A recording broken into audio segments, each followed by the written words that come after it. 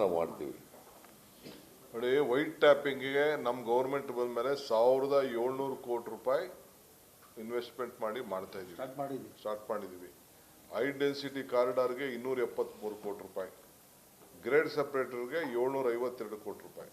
ಇದನ್ನ ನಾವು ಗೌರ್ಮೆಂಟಿಂದ, ಅದು ಸರ್ಕಾರದ ದುಡ್ಡು, 3,500 ಕೋಟಿ, ಒಟ್ಟು 3,500 ಕೋಟಿ ರೂಪಾಯಿನ ವರ್ಕ್ಸ್ನ ನಾವು ಈಗಾಗಲೇ ತೆಗೆದುಕೊಂಡಿದ್ವಿ.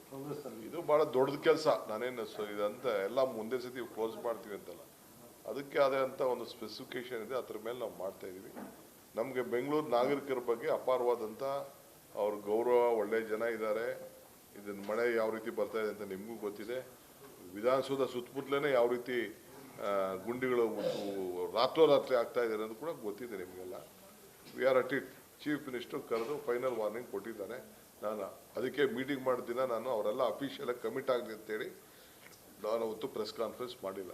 ಸರ್, ಬೆಂಗಳೂರು ಸಮಸ್ಯೆ ಆದರೆ ಬೆಂಗಳೂರು ಹೊರತಾಗಿ ಹೊರ ಜಿಲ್ಲೆಗಳಲ್ಲೂ ಸಮಸ್ಯೆ ಇದೆ, ರಸ್ತೆ ಸಮಸ್ಯೆ ಇದೆ, ಅಲ್ಲೂ ಪರಿಹಾರ ಆಗುತ್ತೆ? ಅಲ್ಲೂ ಮಾಡ್ತೀವಿ, ಕೊಟ್ಟಿದ್ದೀವಿ. ಅಲ್ಲೂ 55 ಕೋಟಿ ಕೊಟ್ಟಿದ್ದೀವಿ. ಅಲ್ಲೂ ಮಾಡ್ತೀವಪ್ಪ, ಅಲ್ಲೂ ಮೇಂಟೈನ್ ಮಾಡ್ತೀವಿ. ಕಾರ್ಪೊರೇಷನ್ 2,000 ಕೋಟಿ ಕೊಟ್ಟಿದ್ದೀವಿ.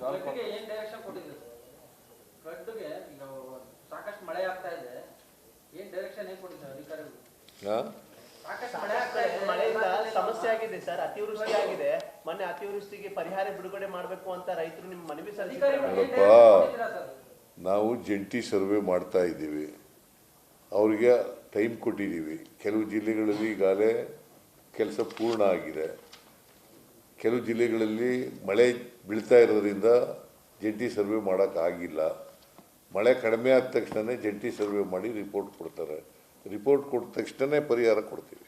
ಸರ್, ಇನ್ನೊಂದು